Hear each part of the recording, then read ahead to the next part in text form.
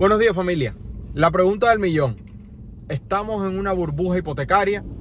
Y según este artículo, no estamos en una burbuja hipotecaria por tres sencillas razones que vamos a discutir.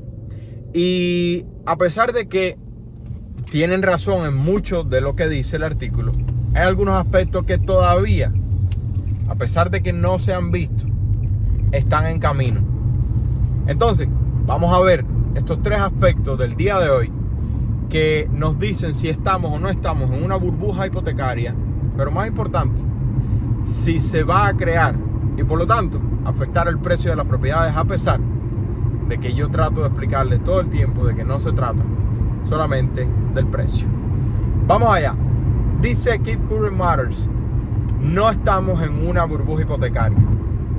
De hecho, tenemos uno de los aspectos siendo el inventario. Lo normal en un mercado normal es un inventario de 6 meses.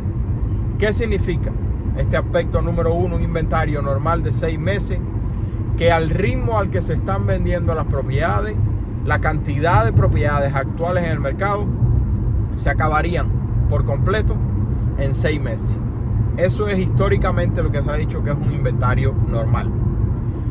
Entonces, si el inventario aumenta, ¿qué sucede con el precio de las propiedades? Cuando el inventario de absolutamente cualquier bien que consumimos aumenta, normalmente eso reduce el valor del bien y por lo tanto, en este caso, pudiera reducir el precio de las propiedades. Por el otro lado, si el inventario cae o está bajo como está ahora mismo, ¿qué sucede? Que escasean las propiedades o escasea el bien que tú estás tratando de comprar y por lo tanto el valor aumenta porque hay pocos productos para el cual hay una demanda muy alta. Dice que en el 2008 habían demasiadas casas, tanto existentes como bajo construcción. Me parece que de eso no cabe duda ninguna. Dice que hoy no estamos en esa situación. Hoy, a pesar de que en los últimos 4 o 5 meses, desde el mes de febrero que tocamos el punto más bajo del inventario nacional histórico, con alrededor de 465,000 propiedades activas, si mal no recuerdo, por parte de Redfin, hemos visto el inventario aumentar, que en el día de hoy tenemos 1.3 millones de propiedades en el inventario nacional. Ha aumentado 31% según Realtor.com, a pesar de que hay menos propiedades entrando al mercado que el año pasado. ¿Qué es lo que ha sucedido? Que la demanda ha sido destruida y se están vendiendo muchas menos propiedades, haciendo que, a pesar de que hay menos propiedades entrando, hay muchas menos propiedades saliendo, haciendo que el inventario suba. Y es esa exactamente la crisis inmobiliaria de transacciones que hemos estado hablando por meses. Y en el día de ayer, la Asociación Nacional de Realtor finalmente lo confirmó con una caída de las ventas de 20.2% con respecto al año atrás. ¿Qué sucedió del 2007 al 2011? Teníamos un inventario de más de 8 meses por 5 años consecutivos, casi llegando a 9 meses en algunos años, del 2007 al 2011. Recuerda que se construyeron 27 millones de propiedades en esta década y en esta década que pasó se construyeron solo 5.8 millones de propiedades, a la misma vez que la población de los Estados Unidos aumentó, no tanto por los nacimientos, pero mucho más por la migración que ha venido a los Estados Unidos. Segundo aspecto, el inventario. Yo coincido, todavía tenemos un inventario muy bajo, necesitamos más propiedades y vamos a ponerlo de esta manera sencilla.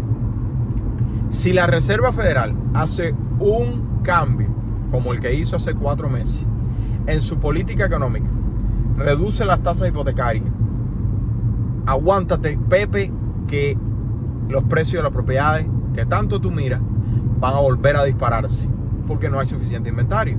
Pero si hay mucho inventario, no solamente los precios van a caer, sino que en el momento que haya un cambio de la política de la Reserva Federal, no van a aumentar tanto los precios como si sucede ahora que no hay suficientes propiedades. Aspecto número 2. Y aquí, aunque coincido, me parece que les faltó hablar del elemento más importante de la crisis del 2008, a la cual vamos a llegar. Por supuesto, ellos hablan de los problemas raíces, pero no hablan de lo que, en la opinión de muchos de los expertos con los que yo he aprendido, dicen que es el detonante. El crédito disponible, o MCAI, como lo dice la Asociación Nacional de Banqueros Hipotecarios, tocó casi 900 puntos en el índice del MCAI, que hoy es de 119 puntos. ¿Qué significa eso? Que en los años del 2007 o de antes del 2007, en lo adelante, cualquiera, y cuando decimos cualquiera, decimos cualquier persona que quería un préstamo hipotecario, se le otorgaba un préstamo hipotecario. De hecho, todos sabemos acerca de los ninja loans: no income, no jobs and no asset. O sea, no ingreso, no trabajo y no viene. Tú simplemente vas, pides un préstamo y te lo daban. Prácticamente así dicen todos los reportes que era. Yo no estaba aquí, no les puedo decir. Todo lo que les digo del 2008 es a base de estudios. Si ustedes estuvieron en esa fase y lo vivieron, por favor comenten su experiencia. En el día de hoy tenemos estándares de préstamo muy alto comparado con la crisis del 2008, donde ni los prestamistas ni los realtors tienen prácticamente acceso o contacto con el appraiser o con el tasador de la propiedad, haciendo que sea mucho más rígido el proceso de financiamiento. Y por eso es que en los últimos 2 años las personas ofrecían tantos contratos de compra con la contingencia de tasación retirada, porque se estaban dando muchos problemas de tasaciones que no eran aprobadas porque los estándares estaban buenos, estaban altos, y por lo tanto las personas hacían las ofertas eliminando ese problema para poder comprar. Los estándares están altos, coincido, no tenemos nada que ver con la corrupción del financiamiento que había cuando la crisis del 2008. Sin embargo, hay un punto muy importante que a ellos se les olvidó destacar, que fue el detonante, y fue el reinicio de las tasas hipotecarias ajustables. ¿Qué fue lo que sucedió? Y esto fue prácticamente lo que dijo Michael Burry, que es una de las personas que más se habla ahora mismo, porque está llamando por el cataclismo de la economía, que lo hace todos los años, pero bueno, lo está haciendo de nuevo. Michael Burry tuvo mucha razón, a pesar de que el resto del mundo no lo quiso escuchar, y fue de las pocas personas que vio la crisis del 2008 ocurrir antes de que detonara. Y este fue uno de los aspectos principales: el reinicio de las tasas hipotecarias. ¿Por qué? Porque los intereses simplemente eran ajustables, y hoy no es así. Voy a darte la proporción y voy a explicarte qué es lo que significa eso. Durante la crisis del 2008, el 36%, algunas fuentes dicen 36, otras dicen que 50, pero el 36%, que es la más conservadora, de las hipotecas que se otorgaron fueron con tasa ajustable. ¿Qué significa? Y aún peor, tasa ajustable a 2 años. ¿Qué significa? Pepe y María obtuvieron un préstamo del 2006 con una tasa, vamos a decir, de 4%. Su pago era de 1,000, y a los 2 años esa tasa se reiniciaba, y por lo tanto su pago mensual se disparaba.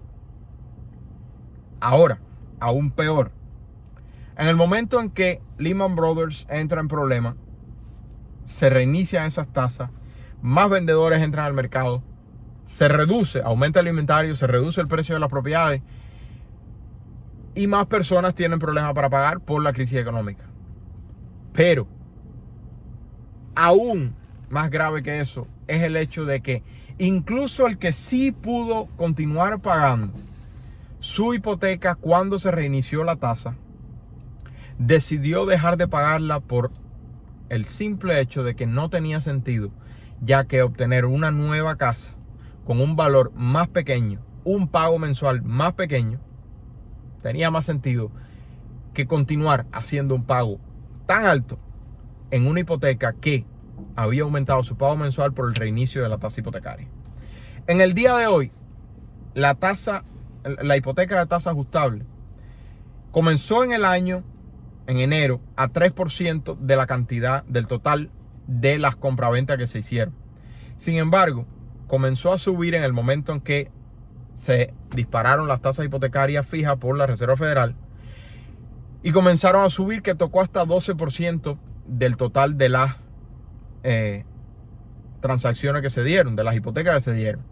Sin embargo, como se han apretado la cantidad, la diferencia que hay entre la tasa fija y la tasa ajustable, ¿qué han hecho los compradores? Se han quedado con la tasa fija porque no conviene el riesgo de la tasa ajustable, y menos en un proceso de inflación que estamos viviendo ahora mismo, que no sabemos en 2 años, 3 años, 4 años en cuánto va a estar la tasa. En el día de hoy está a 8%. Es más que 3, pero mucho más bajo que 36. Ese fue el detonante más clave para la crisis del 2008, que tiene muchos factores que le antecedieron, pero ese fue el detonante. El pago mensual se multiplicó. Ese fue el detonante. Tercer aspecto, y en el cual yo creo que no están mirando la información actual, están mirando lo que sucedió, y voy a explicar a qué me refiero. Tercer aspecto, simple y llanamente, las ejecuciones hipotecarias o low foreclosure al pico más bajo histórico. Si tú lo dejas de esa manera y no dices más nada, perfecto. Vamos a ver lo que ellos dicen y después te voy a decir lo que ellos no dicen, que ellos lo saben y no creo que lo hayan querido ocultar. Simplemente me parece que han mirado al pasado reciente y no están mirando al presente o al futuro. Las ejecuciones hipotecarias o los foreclosure tocaron un pico de 2.9 millones de foreclosure en el 2010. En el 2021 fueron solamente 151,000. De 2.9 millones a 151,000 estamos hablando que es una parte muy pequeña. ¿Qué es lo que ellos no tienen en cuenta? La gran diferencia que 2020 y 2021, incluso todavía, pero ya prácticamente nadie lo utiliza. 2021 estaba en juego la moratoria de evicciones y, lo más importante, el mortgage forbearance, que le permitía al propietario que estaba teniendo problemas financieros renegociar su préstamo con el banco y por lo tanto no correr peligro de un foreclosure. Déjenme encender las luces del estudio.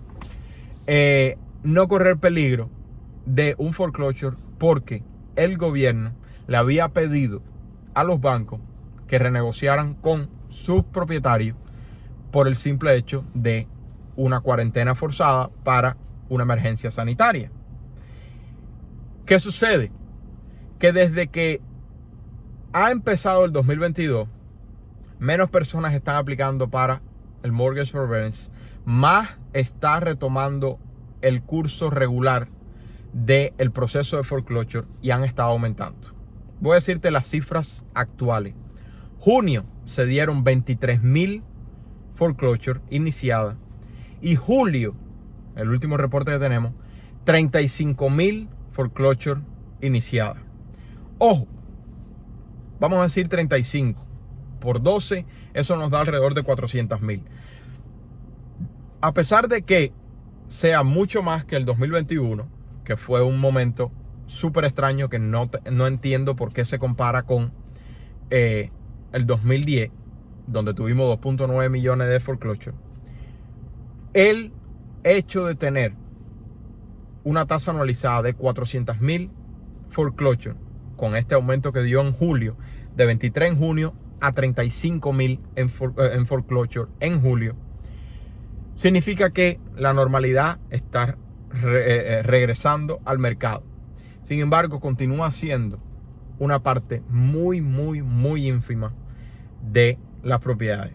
Y además de eso, aclarar que como promedio el proceso de foreclosure demora 18 meses. Por lo tanto, Si vuelven a retomar los foreclosure al ritmo que muchas personas quieren que suceda para comprar una propiedad a $2, a pesar de que no entienden que en el momento que eso suceda, tu empleo, tu ingreso está en peligro, puedes tener problemas financieros y por lo tanto no poder ni siquiera comprar una propiedad cuando estén a $2 como tú quieres, hay que prestarle atención. Y por eso es que yo estoy tratando de informarme todo el tiempo y tenerte a ti al día de lo bueno, lo malo, lo lindo y lo feo. Ahora, de todo esto hay que aclarar algo muy importante, que es la plusvalía o la equidad.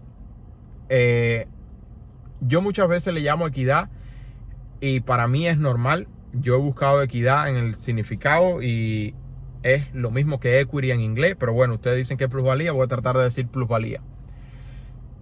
El valor que tiene el propietario del día de hoy en su propiedad como promedio de $207,000, haciendo que ese propietario tenga múltiples opciones para salir de la propiedad sin tener que pasar por el proceso de foreclosure.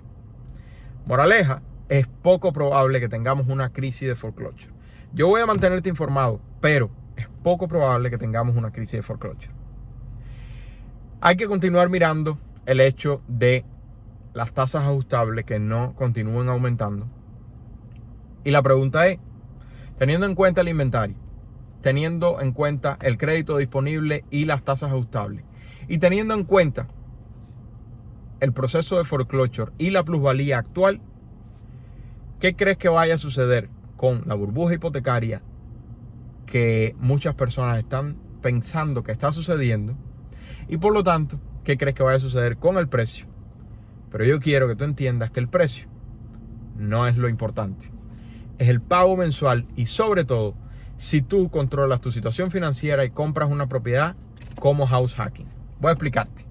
Ahorra $1,000, paga tus deudas con el método de bolas de nieve, ahorra 3 a 6 meses de fondo de emergencia, abre tu cuenta de retiro Roth IRA y compra una propiedad, no la casa de tus sueños, una propiedad que genera ingresos, duple, triple, cuádruple, vive en un apartamento y renta a los otros, o una propiedad singular con estudios de renta. Con cualquiera de las dos vas a reducir tu gasto de vivienda, que es el gasto más grande de la familia promedio, y de esta manera mejorar tu situación financiera. Y cuando esa crisis llegue, que los precios de las propiedades valgan $2, tú vas a tener mucha mejor situación y por lo tanto poder comprar. Si te gustó, regálame un like, suscríbete al canal y dime qué crees al respecto. Se le quiere, familia. Chao, chao.